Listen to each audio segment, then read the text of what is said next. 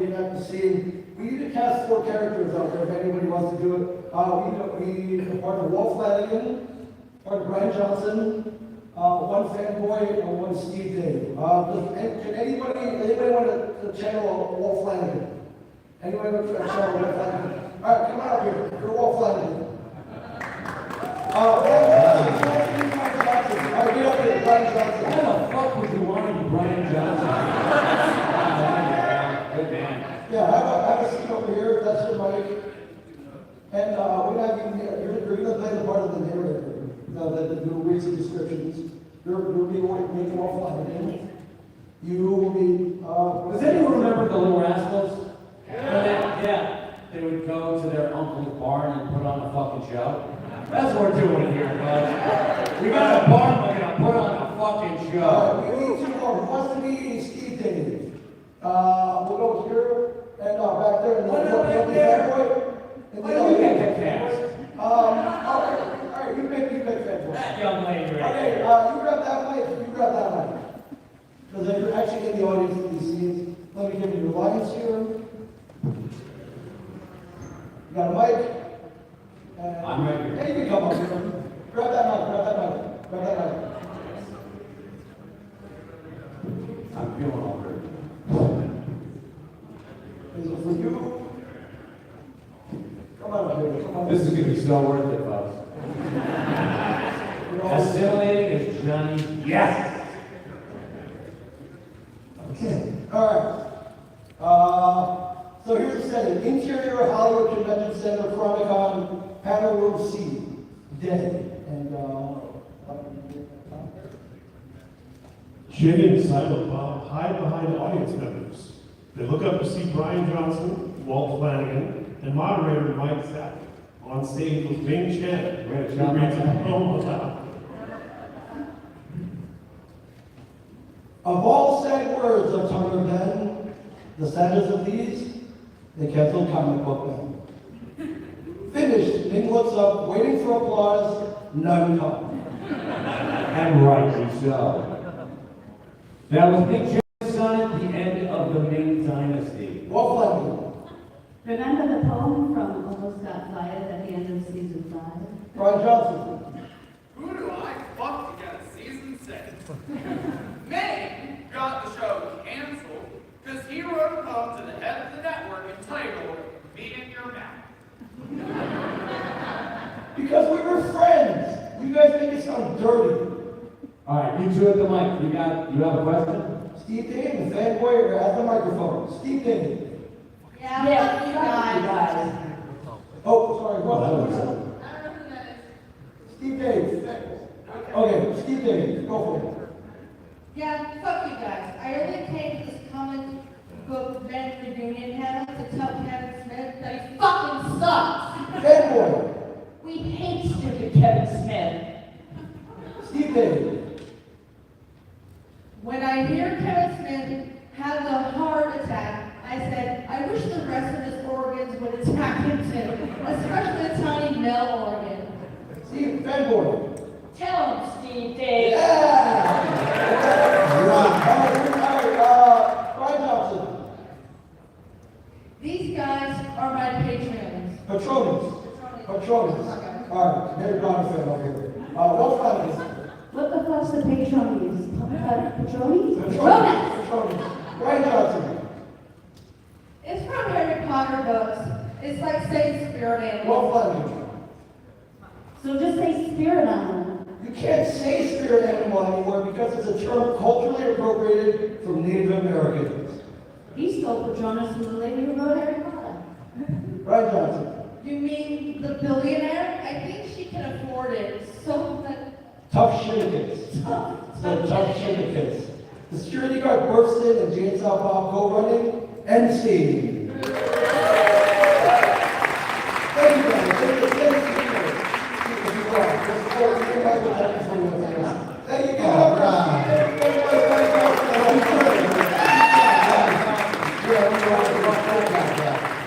Thank you. You know what?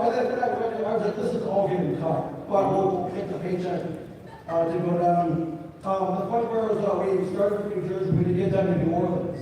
Now, Walt Flanagan is notoriously doesn't fly. So we all loaded in a van, and we drove how many hours? That was, about 18 hours. One way. One way, 18 hours back. But, I volunteered to drive because why the fuck not? It's fun. It's fun. And we're gonna make some stops on the way. And Brian Johnson, he's like, I tricked you into, not flying. I'm like, no, you didn't. I'm going to rent the fucking van. No, he tried me and not flying. Me and Brad could have flown, but he told me that they wouldn't allow us to fly. That we had to go with him. Oh, he tricked you? No, I mean, they wanted to fly me down. I was like, I'll drive with Paul. What the fuck not? Yeah, what's the most memorable part of the trip? This is a long trip. That was weird. We were gonna go to the lost baggage museum. Yeah, there's a place I think in Birmingham, Alabama, where any luggage that doesn't claim for airports around the world, they ship it down there and then they auction it off. Brian Johnson was like, let's get in on that. I'm like, you just want the dirty ladies underwear, don't you? He's like, yeah, man, whatever, I don't care. Yeah, we didn't make it because we didn't factor in the time machine. Yeah, we didn't. Yeah, but that was a fun trip. That was a fun trip. And We I went wish, to an abandoned insane asylum. We tried to go down to Six Flags over New Orleans, and there was a security guard, like a 70-year-old security guard. And 4 grown men were defeated by a 70-year-old security guard who, I think he carried a flashlight. So that drove us off, and I was so disappointed. We could have snuck in. yeah, it could have been like Wally World. Yeah. You know, the South Function. But the really weird thing was, I mean, it had been shut down since Katrina, which is what, a year ago? So, it had been shut down for a very long time, and we're leaving because he's ready to call the cops on us. So, actually, Brian was like, let's get out of here, we're calling the cops. Yeah, Come on. we want to ride in jail in the fighting, dude. Why not? If you're gonna rob the jail, it might as well be in the body. Anyway, all right, well, did you? I did have a couple of questions. Okay. I want to go all the way back since we're doing comic book day. And let's do origin stories. Okay. I would love to hear from each of you, specifically with comics as an art form and as a medium, how each of you first got introduced, what title or titles you remember falling in love with. I'll start with you. When I think of comics, I think of you and Walt, for sure. Well, thanks. I have 5 older brothers, so I got all their hand-downs, which was like shit tons of comic books and toys, so I can't remember a time when I didn't love comic books. And what do I remember? Iron Man, the Avengers, we were a big Marvel family, but DC too. So Superman, Teen Titans, Justice League. So the older brothers had the library basically for you to Pretty much. dip into. And Johnny, what was your favorite comic? Yeah, did you read comics as a kid? Did Kevin read comics when you guys were playing? My joke is that when we were little, Kev was looking at comic books and I was looking at Penthouse. So maybe I should have looked at more comics. Because I'm learning that. Over the years, being here, I'm definitely learning. Mike's teaching me a little something. I'm sure you learned a lot by reading Penthouse and Penthouse Forum too, right? I know I did. When I was in first grade, one of my classmates had an extra copy of Avengers 214 and he gave it to me and I became enthralled with it. So I read when I was a kid. And throughout that Tell them why you became involved with me. It was more towards Johnny's end than mine. Which female superhero? Well, so on the cover is Iron Man. He's being taken down by the Ghost Rider. Right. Pretty cool cover, but in the background is Captain America in the background. It's kind of like, oh my God, they're fighting. And then there's an orange, there's a very hot woman, orange, with a bunch of fur in a bikini. She goes out the church being a tiger. And I'm 6 and I'm like, whoa, I'm feeling something here now. Oh, what is this? But I like it. Yeah, that definitely didn't hurt. So- Every game you still have a chance of being Shannon. How about that? Yes, yeah, for sure. But I followed reading comics in high school because I couldn't afford them. But when I got back into college, I started reading. They got more adult comics. I started reading Preacher. And the one that really got me back in was a Preacher graphic novel. On the top was a quote that said, "Reading Preacher is more fun than going to the movies." Kevin Smith. And that got me back in, so. Wow, that's great, yeah, and of course, Kevin's, Daredevil was my favorite superhero, Kevin's arc on Daredevil was great, with Green Arrow and stuff that he ended up getting to write.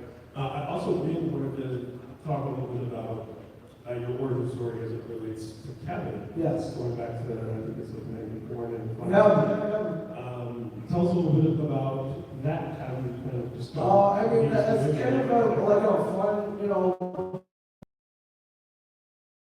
I just seen the movie Clerks, felt nothing about as we did. But back then there was no way to kind of channel your fandom. These days you can go to a Facebook group, you can come to Chronicon, you go to Comic-Con, you go to message board or whatever. We didn't really have that back then. But at the time I was learning how to build websites. So I channeled my fandom into building the ultimate Clerks website. But I wanted to make it the best.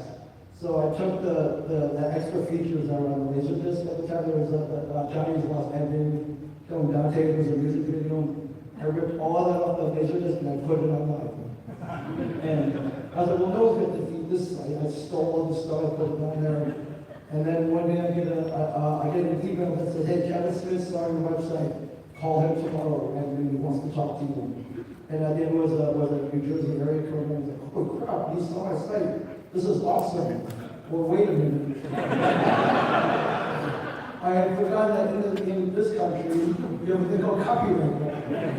Which in my country, we don't have none of that shit. People like everything. You're transferred, but Yes. where were you born? Euclid, Ohio.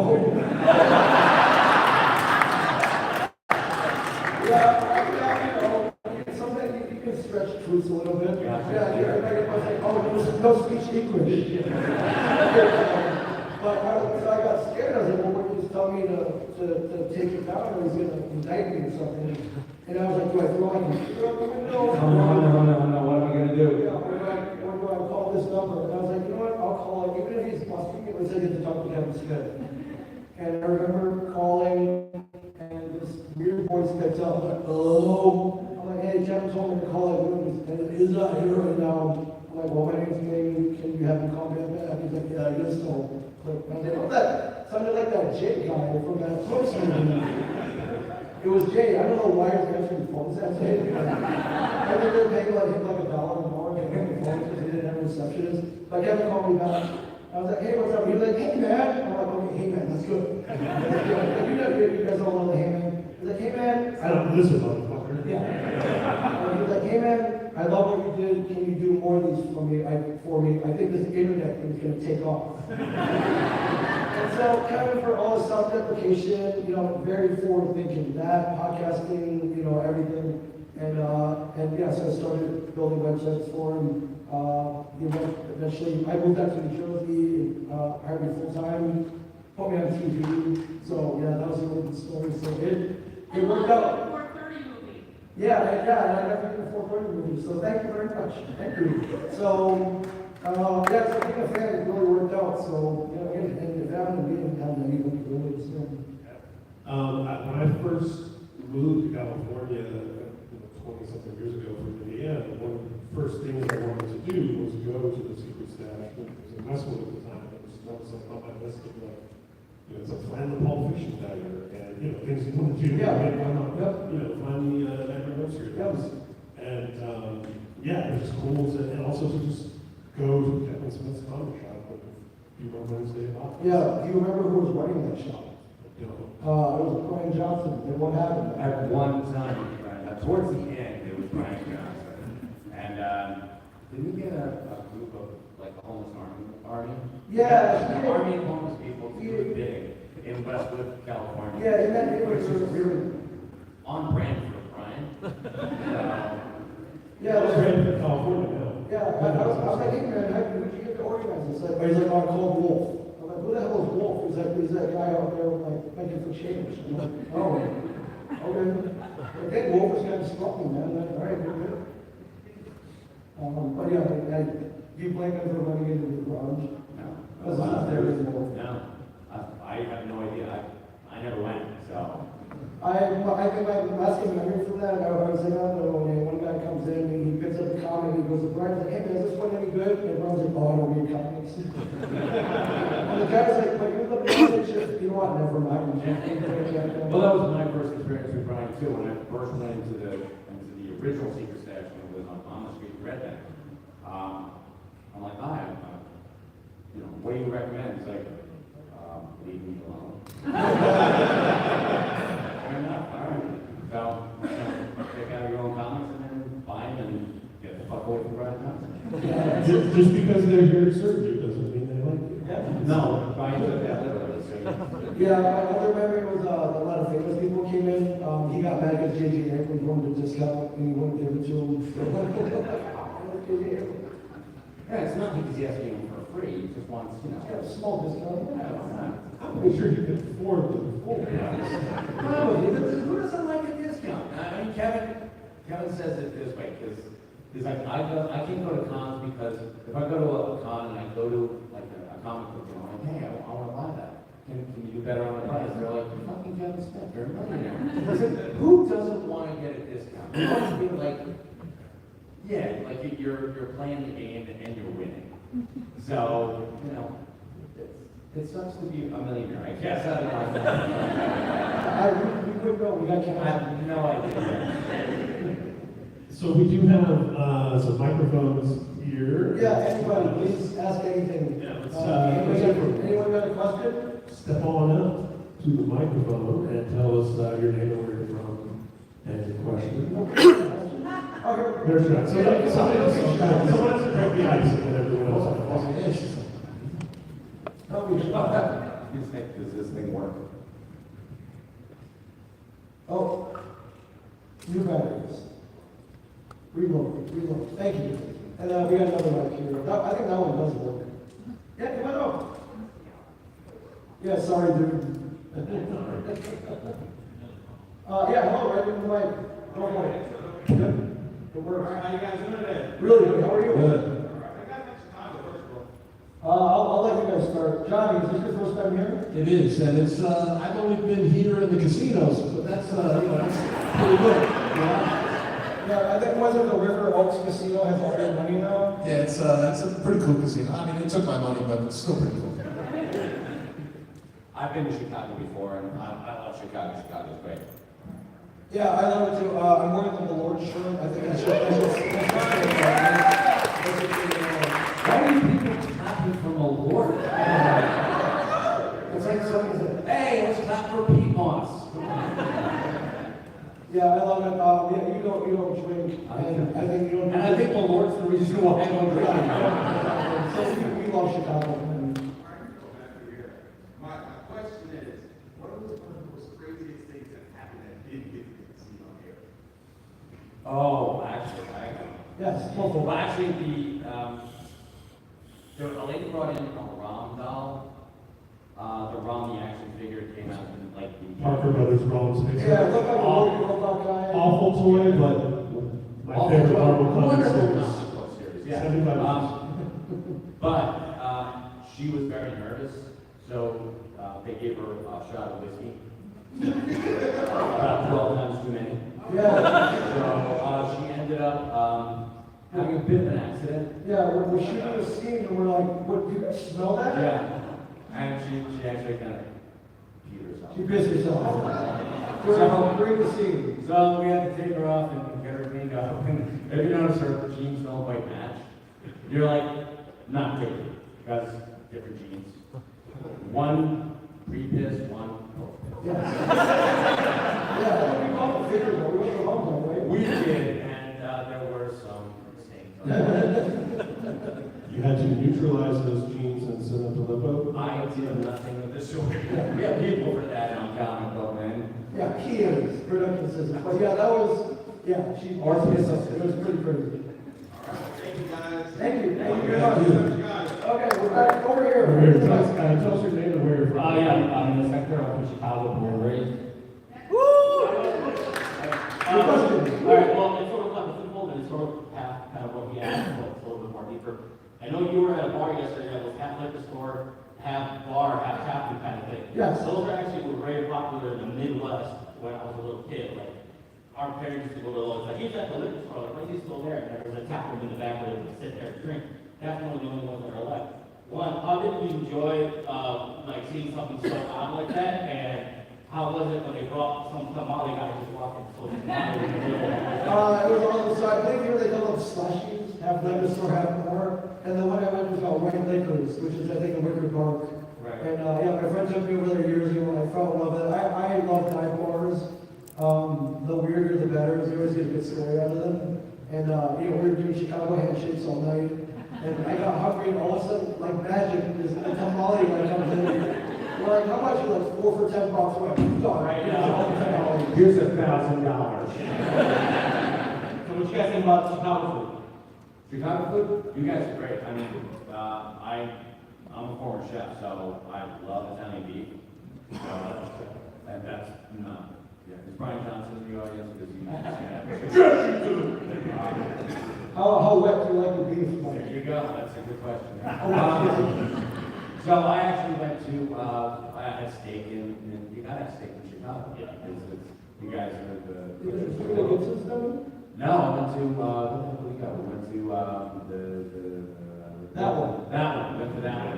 So, yeah, where the fuck did we go? I don't know, I didn't pay, so I was happy. Great steaks here. All right. Yeah, So Johnny had grilled cheese at the casino. grilled cheese with this. We all talk about Johnny, you're not too far from the 5 minutes away. Yeah. Yeah, Johnny didn't Get it down, get it down.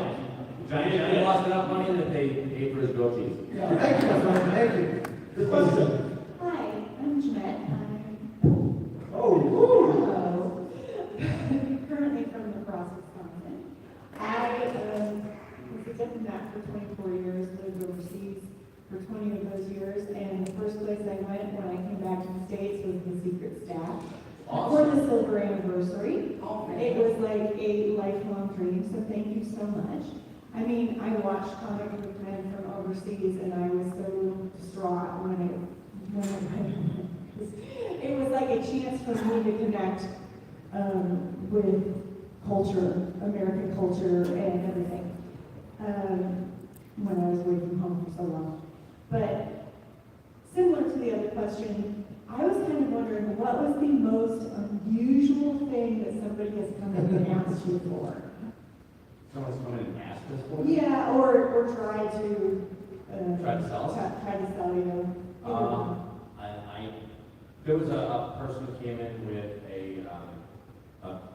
corpse of a fetal pig in a jar, and I was formaldehyde, and I was like, what the fuck is that? They're like, it's a two-headed pig. And technically it was, but they had cut off the head of another pig and sewn it on. I'm like, who the fuck did this? Should you test it, number one? And number two, you're trying to sell it to me. And I was like, well, I haven't gotten Brian Johnson a Christmas gift this year. And he would appreciate that, but that was pretty much it. That was like really weird. And I'm like, I don't even know if I'm allowed to buy this. And I'm sitting there trying to look up stats for, what can I buy in Jersey as far as corpses go? And now I'm on 12 FBI watch list. More. That's pretty much it. And they wanted like $500 for it. I'm not giving you $500. I'll give you $100. And I think they went to Oddities in New York, and I got told that the bricks there too. So. Thank you. Your question? Hi, I'm Gene West from Comic Book Man. Yeah. I was the Ghostbuster guy, if anyone remembers or watched the show. And the question that I've always been asked is that we did a lot of filming. And I remember one particular scene where I was describing each Ghostbuster. And I said, well, here's Peter Venkman, or as they call him, Dr. V. And Walter was like, well, who's that? And you and me, we said it together, Dr. Venkman. That scene is awesome. Are there any deleted or lost? Oh, God, there's about 900 years of deleted scenes that were never used, because they would overshoot or any given season. Yeah, we shot twice as much as we needed. Yeah, twice as much as we needed. Some of them weren't as funny as others. Some of I them. thought that scene was awesome between us, because all three of us said, Peter Bateman, and they're like, oh yeah, the lead. I got nothing for you. I wasn't, I Well, wasn't you in were it. in there. I You were wasn't- going to I the know I door, wasn't and in there. everyone kept walking in. I know, I had to guard the door. This is the KTO Red Magazine. Peter Beck, was awesome. You're right, I'm ready. And he keeps just texting me. It's like, why are you doing it? I'm like, dude, it's not for this stage. It's 4 a.m. Please let me sleep. Yeah, I don't, it's on some archive hard drive at AMC somewhere, you're gonna have to break into there to get it. Yeah, if you want. All right, I'll borrow Brian Johnson's crowbar. But yeah. Yeah, your question. Hey, Rob from Toronto. I hope this question doesn't bring it down a little bit. I just always thought that all nations did the master of the master. Yeah. So my question to you guys was like, what was your kind of favorite moment in Rob Bruce on the show? Yeah, so if you watch the show, Rob Bruce was our expert. He would come in that weird dreadlock, we called it the wiggle horn. We called it the Durham. The girls, I look like Joe, never watched it. Right then we're like, oh, we don't know much about this, let's call our buddy Rob Bruce. And he knew everything about stuff that nobody else cared about. But for our purposes, it worked out pretty well. He was also kind of a radical in the neighborhood, but he would stop in the store. He would always ask for empty boxes for eBay, I think. So, I loved him, but he also had a lot of enemies because he loved annoying people to death. But that was his strategy to get better deals. He would annoy you to death, like, "Oh, fine, he would take this for $5, and then he would flip it for like 500. So he was a mainstay of that flea market you see in the first episode. And yeah, I knew his game. I knew he was, you know, I knew what he was up to. So he never tried to know me most of the time. And all the other times was not him. But he's a kind of an older guy, so we always been fun for being old. But my favorite memory was that he came in. He used to be like a big surfer back in the day. And he got old. He didn't really do it anymore. But I started surfing. He's like, "You want to go surf?" I'm like, "Really?" It's like, "All right, man, let's go get Keanu Reeves and Patrick Swayze in Point Break." And yeah, we went over to the beach and we were catching waves. And like, it's pretty cool, man. Like, I remember we caught a wave at the same time. We were like looking at each other like Bodie and like, and it was like, back off, poor child, seriously. It was like our Point Break moment. And, that was my favorite memory of him. But I also love how much he's going to do Walt. So that was also a favorite memory. Walt, Rob and I had a very, very difficult relationship because, like all nerds, we both thought we were the smartest guy in the room, and it got like abrasive sometimes, and I had to walk away. And you know, you find out that really there's always somebody smarter than you, but he didn't like to hear that. Yeah. And you know, we made peace with each other at like about 6 months before he died. I saw him at the flea market that he was talking about. He came up to me, he was like, "What you got?" I'm like, we're selling comic books, Rob, what do you think? And he's like, "You have a good day." I'm like, "You too, Rob, thanks." And, you know, just like, you leave me alone, I'll leave you alone. And his son, unfortunately, I'm going to bring this up down a little bit more. His son used to work for us on weekends, son Josh, Spaghetti Jesus. He was a really great kid, and he ended up dying about a year and a half after Rob. So that was really heartbreaking. And he was just a really great kid. And my wife had written Mustache's response to Rob's death. You know, please respect his privacy, you know, the family's privacy at this time.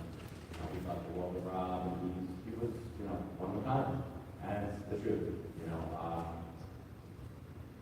He and Mark are up at that big flea market guy, Mark Costello, who also worked with Mustache, who passed away. So I hope Mark's kicking his ass a little bit. I hope so. Yeah. I know he's out there trying to finagle guys for some deals. Yes, I like that car. And Mark's like, "Come on, pal, get away from them, Yeah. jackass." Yeah. But Rob really was a huge pain in my ass, but, you know. Huge. But, you know, I'm a huge pain in a lot of people's ass. So Huge. The world goes around. And yeah, say something, Johnny. You go to town. You've got a 14-hour drive. And stick out. Yeah, did you meet Rob? Did you know Rob?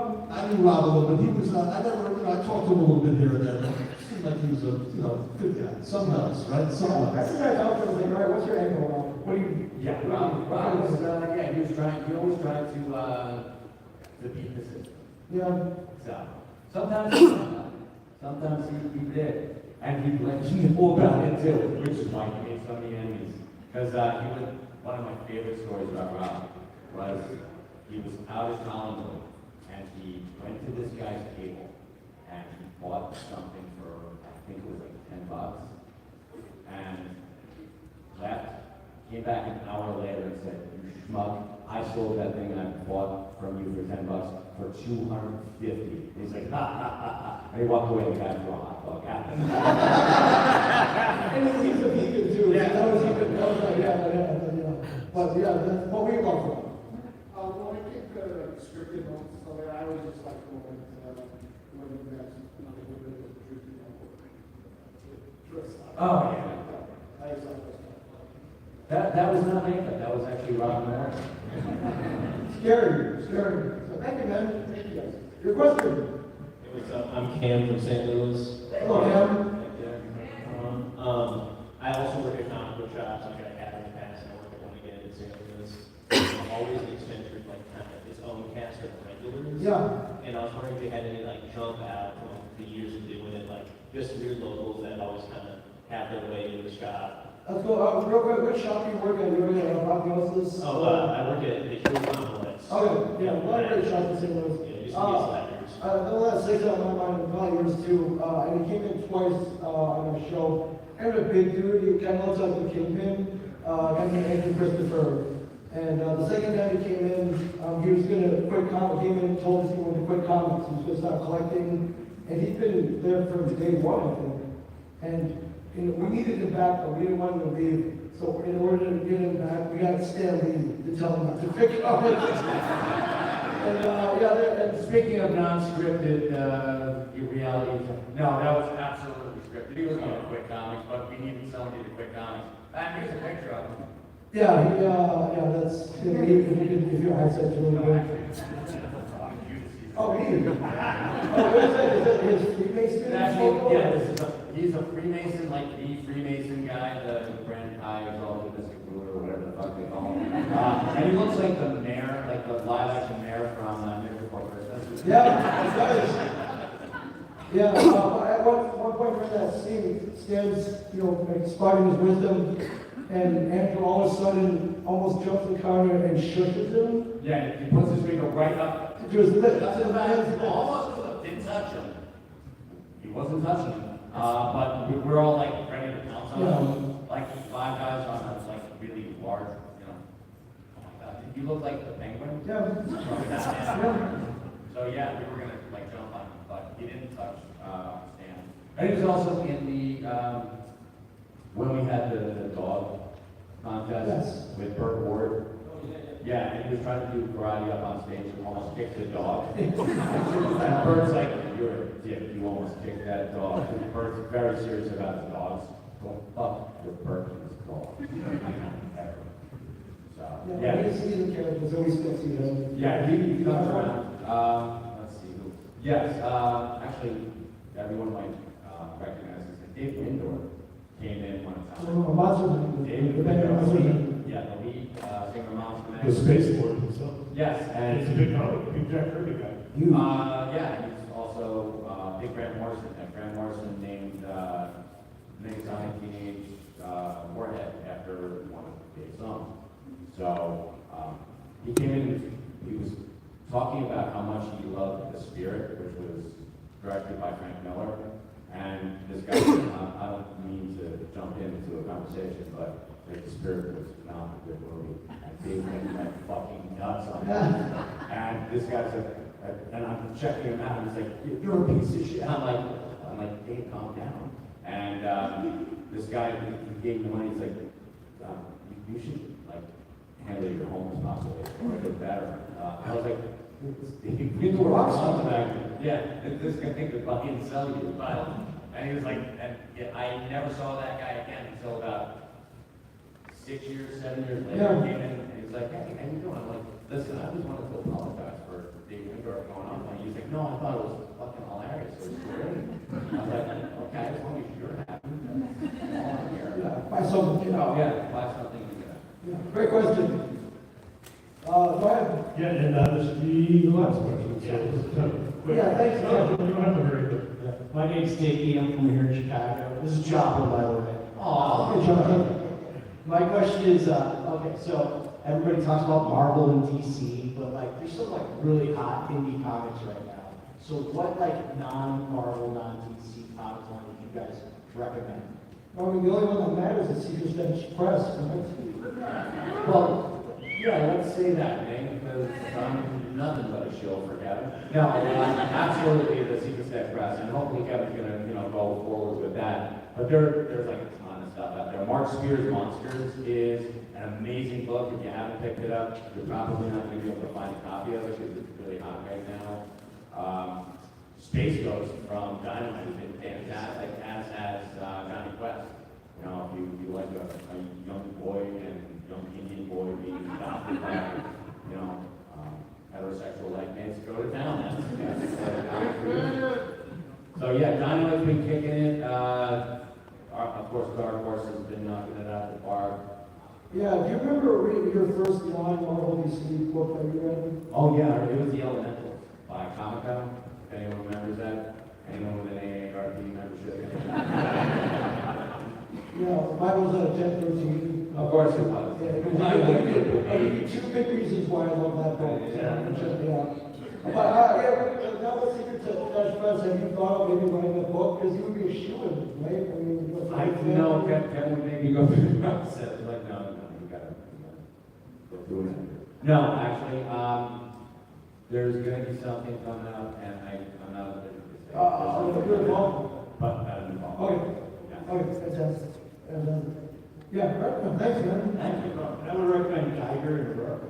Oh my God, those machines have been kicking ass. So I am so remiss in saying that you should also read High Street. Yes. High Street is fantastic by Ivan Reese and Jeff Johnson. G-E-O, Jeff. No, you got it. Yeah, sure, we're really done already? Yeah. Oh, Jim, you only money for Kevin. Yeah, any more questions? We're here till 5. We're right on the tables. But see, I want to thank you guys for coming out. I think Kevin's been wanting to do this for over 30 years. And it became a reality. It's been amazing. I mean, you guys have been yeah, you guys have been awesome.